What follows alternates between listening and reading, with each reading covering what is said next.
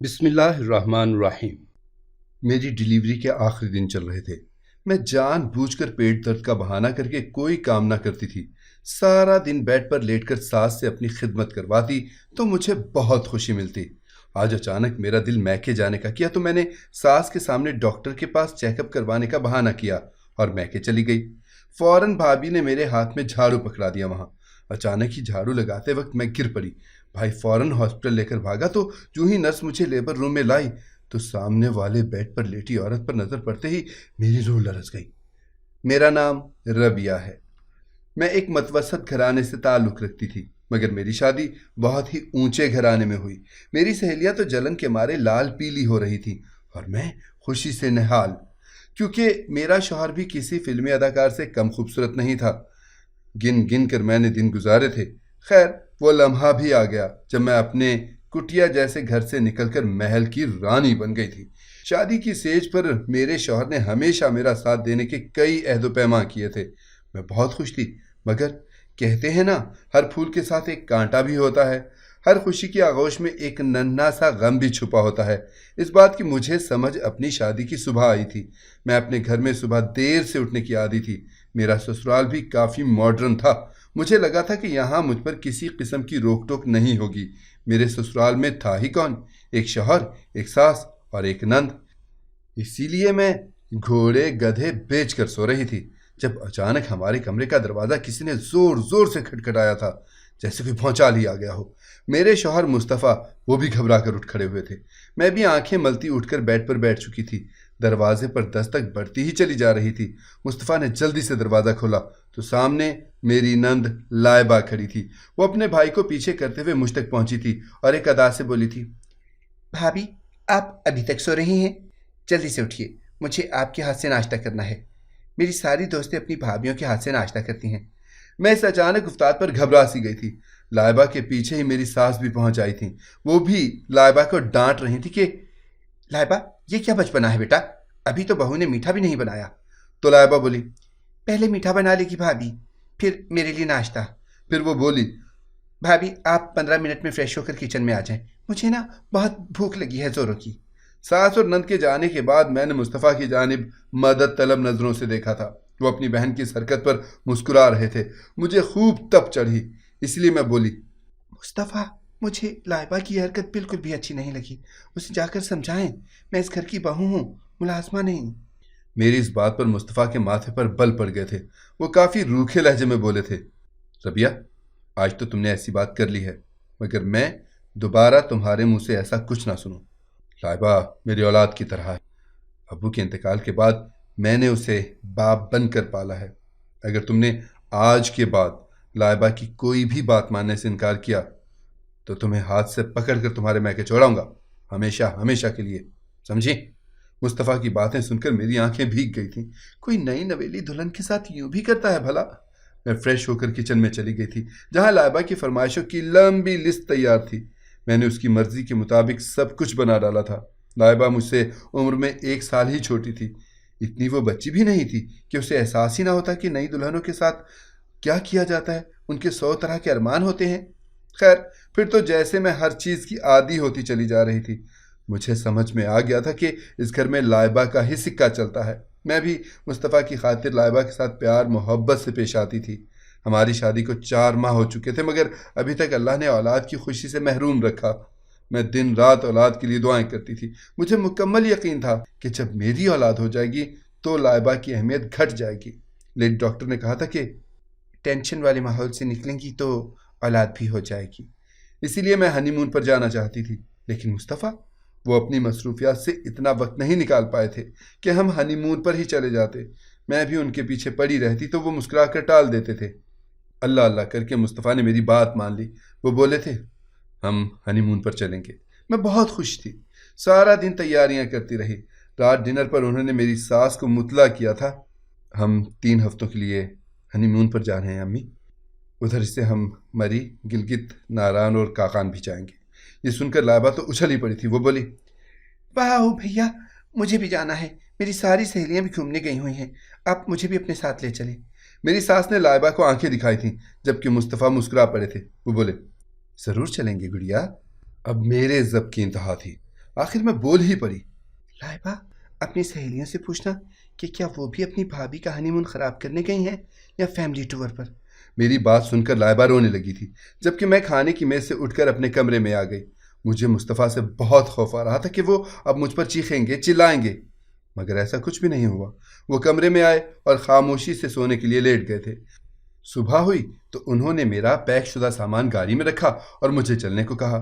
میری تو خوشی کی انتہا نہیں رہی تھی، مجھے لگا تھا کہ میں جیت گئی ہوں، اب لائبہ کبھی میری خوشیوں کے بیچ نہیں آئے گی۔ مگر یہ کیا؟ مصطفیٰ نے میرے میکے کے گیٹ پر گاڑی روک کر کہا تھا، یہاں پر اتر جاؤ، تمہارا سٹاپ آ گیا ہے۔ میں نا سمجھی سے ان کی طرف دیکھنے لگی۔ وہ بولے، میں، امی اور لائبہ مری کی سیر کو جا رہے ہیں، تمہیں گھر پر اکیلا چھوڑنا مناسب نہیں تھا، اس لیے ادھر چھوڑ کر جا رہا ہوں۔ جب تک تمہاری عقل سیٹ نہیں ہو جاتی تم یہیں پر رہو گی۔ وہ الفاظ نہیں، نشتر تھے جنہوں نے میرا پورا بدن چھلنی کر دیا تھا۔ میں لٹی پٹی داخل ہوئی تو میری امی نے مجھے اپنی آغوش میں بھر لیا تھا۔ 3 دن ہی سکون سے گزرے ہوں گے کہ بھابھی نے مجھ پر جملے کسنے شروع کر دیے۔ وہ میری امی کی تربیت پر خوب مذاق کرتی کہ بیٹی کی کیسی تربیت کی ہے، 4 ماہ بھی گھر نہ بسا سکی۔ کچھ ہی دن گزرے ہوں گے کہ بھائی نے بھی کہہ دیا، ربیہ اب تم یہاں مہمان تو رہی نہیں، مہمان تو 2 دن کا ہوتا ہے، اور تم تو یہاں پر مستقل ڈیرا جما کر بیٹھ گئی ہو، اپنی بھابھی کے ساتھ کام میں ہاتھ بٹایا کرو۔ مجھے ان سب کے رویے بہت دکھ دے رہے تھے۔ 2 وقت کی روٹی کے لیے بھی مجھے مزدوری کرنا پڑ رہی تھی۔ ہمارے رشتہ دار بھی گھر آ کر 100 باتیں سنا کر جاتے تھے کہ ربیہ کا تو سسرال میں دل ہی نہیں لگتا، پتہ نہیں کیا چکر تھا۔ انہی باتوں سے تنگ آ کر میں 2 مہینے بعد اپنا سامان اٹھا کر واپس سسرال چلی گئی تھی۔ میری ساس نے میرا بڑا پرتپاک انداز میں استقبال کیا تھا، جبکہ لائبہ مجھے وہاں دیکھ کر سخت بدمزہ ہوئی تھی۔ وہ بولی، بھابھی، آپ نے تو بلا وجہ آنے کی زحمت کی، میں تو بھیا کے لیے دلہن ڈھونڈ رہی ہوں۔ اس کی بات سن کر میرا دل دہل گیا تھا، کیونکہ ہونا تو وہی تھا جو لائبہ کہتی، مگر میری ساس نے لائبہ کو سخت سنا کر چپ کروا دیا تھا۔ مصطفیٰ جب آفس سے واپس آئے تو مجھے دیکھ کر انہیں ذرا خوشی نہیں ہوئی تھی۔ میری عزت 2 کوڑی کی رہ گئی تھی، لیکن میں اپنے میکے سے اپنی زندگی کا سبق سیکھ کر آئی تھی کہ شادی کے بعد عورت کی عزت صرف اس کے سسرال میں ہوتی ہے۔ اسی وجہ سے میں لائبہ کی خوش آمدیں کرتی پھرتی تھی۔ مجھے یوں لائبہ کے آگے پیچھے ہوتا دیکھ کر مصطفیٰ کا رویہ بھی میرے ساتھ ٹھیک ہو گیا۔ میں اولاد کے لیے دعائیں کرتی نہ تھکتی تھی۔ مصطفیٰ بھی اولاد کے خواہش مند تھے، مگر یہ دیر خدا کی طرف سے ہی تھی۔ ہم دونوں فٹ تھے۔ ادھر لائبہ مجھے زچ کرنے کی ہر ممکن کوشش کرتی تھی، مگر میں نے نوٹ کیا تھا کہ آج کل وہ کسی اور ہی چکر میں تھی۔ سارا دن اپنے کمرے میں رہتی، ہر وقت سجی سمری سی رہتی تھی، گھر سے 2 گھنٹے کے لیے غائب ہو جاتی۔ میں نے بھی اس کا راز جاننے کی ٹھان لی تھی۔ اس کے لیے مجھے بہت جتن کرنے پڑے تھے، مگر آخر کار سچ کب تک چھپ سکتا تھا؟ تو بات یہ تھی کہ لائبہ کا کسی کے ساتھ معاشقہ چل رہا تھا۔ ہمارے محلے میں ایک نیا لڑکا آیا تھا، درمیانہ سا قد تھا اس کا، گہرا کالا رنگ، لباس سے بھی وہ غربت کی چکی میں پستا ہوا ایک نوجوان لگتا تھا۔ اس میں ایسی کوئی خوبی نہیں تھی جس کی بنا پر اس سے محبت کی جاتی، مگر لائبہ کی آنکھوں پر پتہ نہیں کیا پٹی بن گئی تھی۔ میں سارے معاملے سے بڑی لطف اندوز ہوئی تھی۔ ہر شام وہ لائبہ کو ایک لفافہ تھما جاتا، اس کے بعد لائبہ کئی گھنٹے کے لیے اپنے کمرے میں بند ہو جاتی تھی۔ اب میں نے ٹھان لیا تھا کہ اپنے شوہر کو اس کی لاڈلی بہن کا اصلی روپ دکھاؤں۔ اسی لیے میں اور مصطفیٰ جب بھی اکٹھے بیٹھتے میں اس سے یہی کہتی، لائبہ کا کہیں اچھی جگہ رشتہ ڈھونڈ لیں، جوانی بڑی مزور ہوتی ہے، آج کل کا تو زمانہ بھی ایسا ہی ہے۔ مصطفیٰ میری بات سے چڑ جاتے اور کہتے، زمانہ جیسا بھی ہو، میری بہن کو اس زمانے کی ہوا نہیں لگی۔ میں دل میں ان کی اس خوشگمانی پر خوب ہنستی۔ اب میں لائبہ کی مکمل جاسوسی کر رہی تھی۔ ایک دن میں نے لائبہ کو گھر سے بڑا تیار ہو کر نکلتے دیکھا تھا۔ میں نے بھی اس کا پیچھا کرنے کی ٹھانی۔ میں اس سے فاصلہ رکھ کر اس کے پیچھے پیچھے چل رہی تھی۔ وہ گھر سے سہیلی کے گھر کا کہہ کر نکلی تھی۔ ہماری گلی سے موڑ مڑتے ہی وہ ایک اعلیٰ قسم کی شاندار سی گاڑی میں جا بیٹھی تھی۔ میں نے تھوڑا سا آگے ہو کر دیکھا تو اس میں ایک نہایت ہینڈسم لڑکا بیٹھا تھا۔ وہ لڑکا شکل سے ہی رئیس لگ رہا تھا۔ خیر، میں گھر واپس آ گئی۔ مجھے بے انتہا جلن ہو رہی تھی۔ آخر لائبہ کے ہاتھ اتنی بڑی آسامی لگی کیسے تھی؟ اس بات کی تہہ تک پہنچنے کے لیے میں نے مکمل راز معلوم کرنے کی کوشش کی تھی۔ راز جان کر بڑی بے چین سی ہو گئی تھی۔ بات یہ سامنے آئی تھی کہ لائبہ اور اس رئیس لڑکے کی محبت بڑے زور و شور سے چل رہی تھی، جبکہ وہ کالا سا لڑکا تو صرف اس رئیس زادے کے خط دینے آتا تھا۔ یہ کیسے ہو سکتا تھا کہ لائبہ اس گھر میں عیش و عشرت کی زندگی گزارنے کے بعد اگلے گھر جا کر بھی خوشحال رہے؟ اس طرح تو اسے کبھی بھی سزا نہ ملتی، اس سب کی جو اس نے میرے ساتھ کیا تھا۔ میں نے ایک خطرناک منصوبہ بنا ڈالا۔ اس منصوبے کے آگے یا تو میرے لیے جنت تھی یا پھر جہنم، لیکن میں بے خطر اس میں کود پڑی تھی۔ میں نے مصطفیٰ سے صاف الفاظ میں کہہ دیا تھا، میں نے اپنی آنکھوں سے لائبہ کو کسی لڑکے کے ساتھ جاتے ہوئے دیکھا ہے۔ میری بات سن کر انہوں نے بہت ہنگامہ کیا تھا، مجھے برا بھلا کہا، لیکن میں نے ہار نہیں مانی تھی۔ میں ہر روز تھوڑا تھوڑا زہر مصطفیٰ کے کانوں میں انڈیلتی رہی۔ ایک دن وہ رئیس لڑکا لائبہ سے اسی لڑکے کے گھر میں ملنے آیا تھا، شاید شادی کے معاملہ طے کرنے آیا تھا۔ میں نے مصطفیٰ کو فون کر کے گھر بلا لیا تھا۔ وہ گھر آئے تو میں ان کو اپنے ساتھ چھت پر لے گئی۔ ہمیں زیادہ انتظار نہیں کرنا پڑا تھا، جلد ہی لائبہ اس گھر سے نکل کر اپنے گھر کی طرف بڑھ رہی تھی۔ میں نے مصطفیٰ کو کہا، آپ گیٹ کے پیچھے چھپ کر ہماری باتیں سنیے۔ ان کا رنگ غصے سے سرخ ہو رہا تھا۔ وہ میرے پیچھے چلے آئے تھے۔ لائبہ جیسے ہی گھر داخل ہوئی، میں نے اسے غصہ چڑھانے کے لیے کہا تھا، لائبہ، میں دیکھ چکی ہوں تم کہاں سے آ رہی ہو، تمہیں ذرا شرم نہیں آئی؟ تم نے تو اپنے بھائی کے منہ پر کالک مل دی ہے۔ وہ ہمیشہ کی طرح مجھ پر دھونس جمانے کے لیے بولی، ہاں، مل کر آئی ہوں اس لڑکے سے، میرا اور اس کا چکر چل رہا ہے۔ یوں ہی ہر روز میں اس لڑکے سے ملنے جاتی ہوں، سب کی آنکھوں میں دھول جھونک کر۔ جان لیا سچ؟ اب خوش؟ لیکن یہ سب جان کر بھی آپ کو کوئی فائدہ نہیں حاصل ہونے والا، کیونکہ آپ کی بات پر کوئی یقین ہی نہیں کرے گا۔ بھائی کو بتائیں گی تو وہ آپ کو طلاق دے کر گھر سے نکال دیں گے، مگر مجھ پر شک نہیں کریں گے، کیونکہ وہ مجھ پر اندھا اعتبار کرتے ہیں۔ لائبہ کی باتیں سن کر مصطفیٰ گیٹ کے پیچھے سے نکل آئے تھے۔ انہوں نے تھپڑ مار مار کر لائبہ کا منہ سرخ کر دیا تھا۔ میری ساس بھی بھاگ کر اپنی بچی کو بچانے کے لیے آئی تھیں۔ مصطفیٰ بولے، اندھا اعتبار کرتا ہوں مگر اندھا ہوں نہیں۔ اگر آج ابو زندہ ہوتے تو وہ تمہیں اپنے ہاتھوں سے قتل کر دیتے، مگر میں تمہاری زندگی بخش رہا ہوں۔ پھر تو سب کچھ چٹکیوں میں ہی ہوا تھا۔ مصطفیٰ نے مولوی صاحب کو بلا لیا اور سامنے لڑکے کو بھی تھپڑ مار مار کر گھر لے آئے تھے۔ اس سامنے لڑکے نے ہمارے گھر آ کر وہی سب کہا تھا جو میں اسے سکھا کر آئی تھی۔ اس دن سے کوئی 4 دن پہلے میں اس سامنے لڑکے کے گھر گئی تھی۔ وہ کافی غریب سا تھا۔ ماں کے علاج کے لیے اس کو 50,000 کی ضرورت تھی۔ میں نے اس کو 1 لاکھ دے کر خرید لیا تھا۔ اس طرح اس نے وہ سب ہی کہا جو میں اس کے منہ سے کہلوانا چاہتی تھی۔ یوں ان دونوں کا نکاح پڑھوایا جا رہا تھا۔ میں یہ سب ڈرامہ، جس کی میں ڈائریکٹر تھی، بڑی خوشی سے دیکھ رہی تھی۔ لائبہ ہاتھ جوڑ جوڑ کر کہہ رہی تھی، بھیا میری بات سن لیں، میں دوسرے لڑکی سے محبت کرتی ہوں۔ اس بات پر تو مصطفیٰ کو مزید غصہ آ گیا تھا کہ ان کی بہن کتنے لڑکوں کو جانتی تھی۔ میری ساس نے رو رو کر الگ کوہرام بپا کیا ہوا تھا۔ خیر، میری دلی تمنا پوری ہو گئی اور لائبہ کا منحوس سایہ میری زندگی سے ہمیشہ ہمیشہ کے لیے چھٹ گیا۔ مجھے اس کا انجام سوچ سوچ کر ہنسی آتی تھی۔ اس نے شادی کے بعد میرے ساتھ بہت برا کیا تھا، اب اس کے ساتھ بھی برا ہو رہا تھا۔ وہ تو لوگوں کے برتن مانج مانج کر اپنا پیٹ بھرتی ہوگی۔ میری ساس لائبہ کے واقعے کے بعد بالکل ہی ڈھہ سی گئی تھی اور میں شیرنی بن گئی تھی۔ اپنی ساس سے پورے گھر کے کام کروانے لگی تھی۔ انہی دنوں میں اللہ نے مجھے اولاد کی خوشی دی۔ میں ماں بننے والی ہوئی تو مصطفیٰ کے دل سے بہن کا غم نکلا۔ اب تو میں ان کی لاڈلی بیوی بن چکی تھی، ہر چیز میرے حکم پر ہوتی۔ یہی سب تو میں چاہتی تھی۔ بلا وجہ لائبہ نے میرا اتنا قیمتی وقت ضائع کیا تھا۔ خیر، اب تو گھر کے برتن تک میں اپنی ساس سے دھلواتی تھی۔ یوں ہی میرے 8 ماہ پورے ہو چکے تھے۔ ادھر میرے آرام کے دن تھے، مگر میری ساس نے تو عجیب ڈرامہ شروع کر لیا تھا۔ کبھی ان کا چکر آ رہے ہوتے تو کبھی ان کا جی متلانے لگتا۔